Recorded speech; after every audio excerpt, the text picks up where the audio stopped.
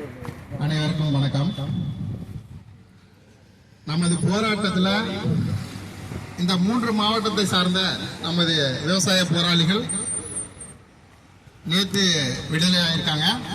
இன்னும் சிறையில் நமது தலைவர்லேருந்து பொறுப்பாளர்லேருந்து எல்லாம் சிறையில் இருக்காங்க. அவங்களுக்கு முதற்கட்டமாக நமது கரிக்கோழி அணி சார்பாக நன்றியை தெரிவிச்சுக்கிறோம். அதே மாதிரி இந்த முத்தரப்பு நடக்க போகுதுன்னா இந்த 3 மாவட்டம் தான் முக்கிய பங்கு. முழுமையான ஒத்துழைப்பு தந்த இந்த ஈரோடு, திருப்பூர், கோவை இந்த 3 மாவட்ட பணியாளர்களுக்கு அனைத்து மாவட்ட கரிக்கோழி விவசாயிகள் சார்பாக நன்றி கலந்த வணக்கத்தை தெரிவித்துக் கொள்கிறேன். ஒத்துழைப்புனா இப்படி இருக்கணும், விவசாயி ஒற்றுமைனா இப்படி இருக்கணும். உங்களை பார்த்தா இன்னைக்கு அடுத்தடுத்த மாவட்டங்கள் எல்லாம் வந்து இணைஞ்சிட்டு வராங்க. ரொம்ப மகிழ்ச்சியா இருக்கு. உங்களை ஒற்றுமையை வச்சுதான் நாங்க எல்லாம் அங்க வட மாவட்டத்தில் ஆர்கனைஸ் பண்ணிட்டு இருக்கோம். உங்களுக்கு மிகப்பெரிய நன்றி கடன் பட்டிருக்கோம். அதே மாதிரி இந்த கூட்டத்துக்கு வந்திருக்க நமது தமிழக விவசாயிகள் பாதுகாப்பு சங்கத்தை சார்ந்த மாநில, மாவட்ட, ஒன்றிய பொறுப்பாளர்கள் அனைவருக்கும் எனது முதற்கண் நன்றியை தெரிவிச்சுக்கிறேன். என்னங்க நம்ம இப்ப தப்பு பண்ணிட்டோம்? நம்ம தலைவர் சொன்னாரு, விவசாயிகள் மீது கை வச்சா தயங்காமல் திருப்பி கொடுப்போம் அப்படின்னு சொன்னாரு. அவங்க இப்ப சட்டப்படி நமக்கு வந்து திரும்பி கொடுத்திருக்காங்க. நம்மளும் சட்டப்படி இந்த நிறுவனங்களுக்கு திரும்பி கொடுப்போம். அவங்க 1872 சட்டத்தை பத்தி சொன்னாங்க. அந்த சட்டப்படி அவங்க செயல்படுறாங்களா? இல்ல. நம்மளும் சட்ட ரீதியா போவோம். இத்தனை வருஷமா நம்மள சுரண்டி இருக்காங்களே, ஒப்பந்ததாரர்கள் தானே, அரசு தானே சொல்லுது. ஒப்பந்ததாரர்கள் தானே நம்ம. இந்த ஒப்பந்ததாரர்களுக்கு அவங்க என்ன தரத்துல தீவனம் இருக்கிறாங்கன்னு நமக்கு தெரியுதா? தெரியல. நம்ம சட்டப்படி அடுத்த கட்ட நடவடிக்கையாக அந்தந்த ஊர்ல இருக்க ஸ்டேஷன்ல போயிட்டு அந்தந்த முதலாளி பேர் கம்ப்ளைண்ட் ஃபைல் பண்ணுவோம். சட்டப்படி நம்மளும் போவோம். எதுக்கு இவங்களெல்லாம் நம்ம தேர்ந்தெடுத்தோம்? அரசியல்வாதிகள் நம்ம ஓட்டு போட்டு எதுக்காக தேர்ந்தெடுத்தோம்? விவசாயிகளுக்கு பாதகமா இருக்க சட்டத்தை ரத்து செய்யறதுக்கும் சாதகமா இருக்க சட்டத்தை ஏற்றத்துக்கு தான் நம்ம வந்து அவங்களை தேர்ந்தெடுத்தோம். இவங்க என்னடான்னா முத்தரப்பு நடத்துன்னு சொல்லி நம்ம போய் கேட்டா சுதந்திரம் வாங்குறதுக்கு முன்னாடி போட்ட சட்டத்தை மேற்கோள் காட்டி இதுல அரசு தலையிட முடியாதுன்னு சொல்றாங்க. இப்ப இந்த ஜேடி மீட்டிங் அரேஞ்ச் பண்ணாங்க. எங்க மாவட்ட டாக்டர் வந்து சொல்றாரு, எப்பா 3 வருஷம் தான் அந்த ஸ்கீம், அதெல்லாம் முடிஞ்சு போச்சு, இதெல்லாம் நாங்க வந்து அதெல்லாம் நாங்க ஈடுபட முடியாதுங்க அப்படின்னு சொன்னாரு. அதாவது கம்பெனிக்காரங்க என்ன சொல்றாங்களா, நாங்க வந்து 20 ரூபாய் எங்களால கொடுக்க முடியாது, எங்களுக்கு இன்டகிரேஷனே வேணாங்க அப்படின்னு சொல்றாங்களா. இருக்கட்டும், நாங்க சொன்ன எங்க மாவட்ட சார்பா அரியலூர் மாவட்டத்துல இந்த மானிய ஸ்கீம் முதல்ல வந்தது.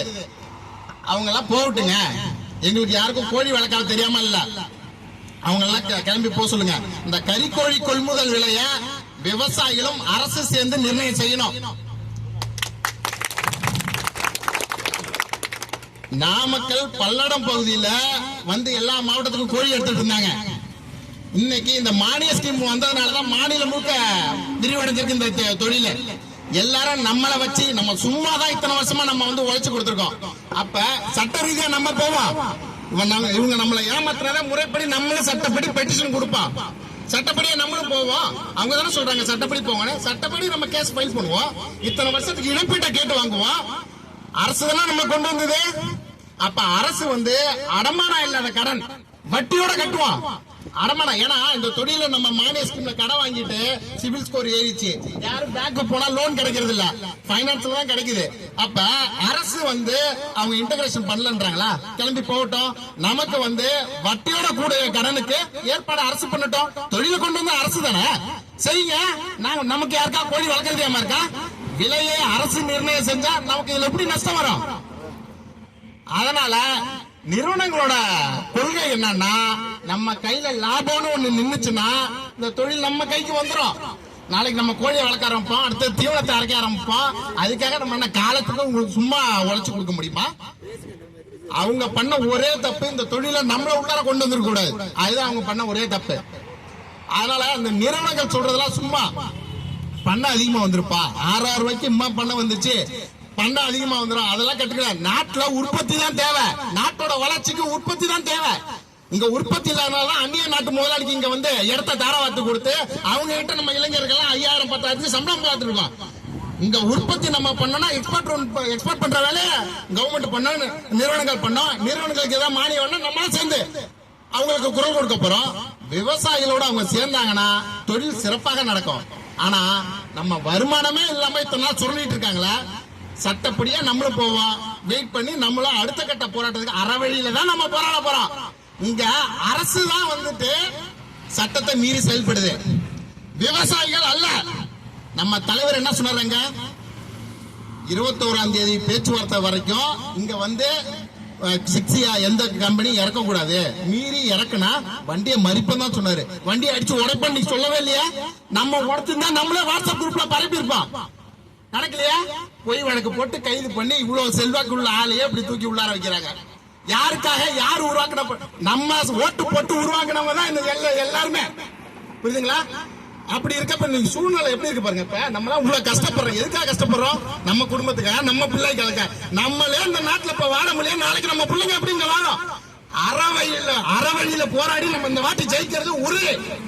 அதுக்கு இந்த 3 மாவட்டங்கள் தான் முத்தரப்பு. நீங்க ஸ்ட்ராங்கா இருக்கிறத பார்த்தா அனைத்து மாவட்டமும் நிக்கிறோம். அறவழியில போராடி வென்று காட்டுறோம். இந்த அரசாங்கத்தை உருவாக்குனதே நம்ம தான். புரியுதுங்களா? நமக்கு எலெக்ஷனே தேவையில்லைங்க. 7ஆம் தேதி 3000 பேர் போறோம். ஒரு தொலைக்காட்சியிலும் வரல. நம்மள எப்படி அடக்குறாங்களோ அனைத்து தொலைக்காட்சி அப்படிதான் அடக்குறாங்க. அடுத்த 21ஆம் தேதி 10,000 பேர் போறோம். ஒரு நியூஸ்லயும் வரல, ஜே நியூஸ்ல மட்டும் தான் வருது. அந்த அளவுக்கு அடக்குமுறைக்கு ஆளாக்குறாங்க. அவங்க பக்கம் தப்பு இல்லைன்னா ஏன் அதை மறைக்கணும்? கூட்டு வச்சு பேசணுமா இல்லையா? ஓட்டு போட்டு தேர்ந்தெடுமா இல்லையா? அந்த மினிஸ்டர் வந்து என்னப்பா பிரச்சனை, இந்த மாதிரி சட்டம் இப்படி இருக்குப்பா, அதுல நாங்க தலையிட முடியாப்பா அப்படின்னு ஒரு வார்த்தையை சொல்லலாம். நியூஸ் தூக்கி மறைக்கிறாங்க. நம்ம போனதுக்கே ஒரு அடையாளம் இல்லாம பண்றாங்க. அப்ப இதெல்லாம் என்ன அர்த்தம்? அப்ப நிறுவனங்களுக்கு சாதகமா செயல்படுறாங்க தானே அர்த்தம். நிறுவனங்கள் நம்மள சுரண்டதுக்கு நம்ம கையில ஆதாரம் இருக்கு. அரசு நம்ம கண்டுகொள்ளாம இருக்கிறதுக்கு ஆதாரம் இருக்கு. நமக்கு ஜனநாயக நாடு. இங்க யார வேணா குற்றம் சாட்டலாம். அது அப்புறம் பேசிப்போம். அதுக்காக இப்படி அடக்குமுறை பண்றதுலாம் நியாயமான விஷயமா? அதாவது விவசாயிகள் மீது அடக்குமுறை, அதாவது சினிமால பார்த்திருப்போம். ஆனா நம்ம நேர்ல அனுபவிக்கும் போது தான் தெரியுது நம்ம எந்த அளவுக்கு கவர்மெண்டால இப்படி பாதிக்கப்படுறோன்னு. எங்க நியூஸ்ல பார்ப்போம், அங்கங்க ஸ்ட்ரைக் நடக்குது, ஆர்ப்பாட்டம் பண்றது, உண்ணாவிரதம் இருக்கிறதெல்லாம் நம்ம அனுபவிக்கும் போது தான் தெரியுது. ஐயோ, சினிமாவோட ரொம்ப மோசமா இருக்கு. அதனால அறவழியில தொடர்ந்து நம்ம போராடுவோம். அதனால யாரும் மனதளர வேண்டாம். அறவழியில போராடி இந்த வாட்டி நம்ம முத்தரப்பு நடத்தி வெல்வது உறுதி. யாரும் இனி கம்பெனிக்காரங்கிட்ட வாக்குவாதம் பண்ண போறது தெரியல. தாமரை விவசாயிகள் நம்ம எழுத்துப்பூர்வமா ஒரு அறிக்கையை கவர்மெண்ட்டுக்கு சமர்ப்பிச்சிருக்கோம். 20 ரூபாய் எங்களுக்கு ஒரு கிலோவுக்கு செலவாகுதுன்ட்டு. அதனால நிறுவனங்களும் ஒரு டாக்குமெண்ட் ரெடி பண்ணி எழுத்துப்பூர்வமா இவ்வளவு விவசாயிக்கு 8 ரூபா 55 காசு கொடுக்குறாங்க அவங்க சொன்னாங்களே, நமக்கு அதுல அசல் கூட வராது. அவங்களே இந்த 8 ரூபா 55 காசுல இந்த விவசாயிக்கு இத்தனை வருஷமா இவ்வளவு லாபம் கிடைச்சிருக்கு அப்படி எழுத்துப்பூர்வமா கொடுங்க. அவங்கள்ட்ட நம்ம வாதம் பண்ண வேண்டிய அவசியம் இல்ல.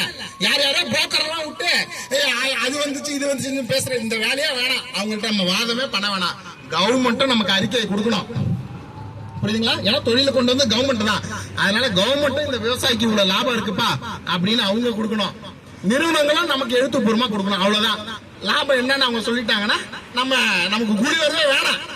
ஏன்னா லாபமே இல்லாம தானே இதுல அரசோட வரி பணம், இந்த மானியத்துல வந்து அரசோட வரி பணம் நம்ம கடன் வாங்கினதுனால ஒன் டைம் செட்டில்மெண்ட் தான் எல்லாம் க்ளோஸ் பண்ணிருக்காங்க. அப்ப அதுல மக்களோட வரி பணம் தான் வீணா போயிருக்கு. இந்த தொழில் வந்ததுனால மக்களோட நமக்கு போதிய வளர்ப்பு தொகை கிடைக்காதனால மறைமுகமாக இந்த முதலாளிகளுக்கு சொத்தாக போனதுதான் உண்மை.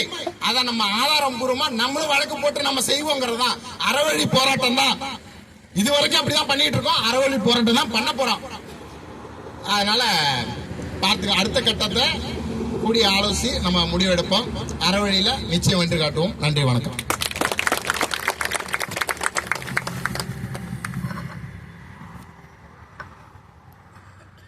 சிறப்பான எழுச்சியுரை, நல்ல ஒரு அறிவுரை வழங்கியிருக்கிறார் துரைமுருகன் அறிவுரை அவர்களுக்கு நன்றி தெரிவித்துக் கொள்கிறோம். இதுவரைக்கும்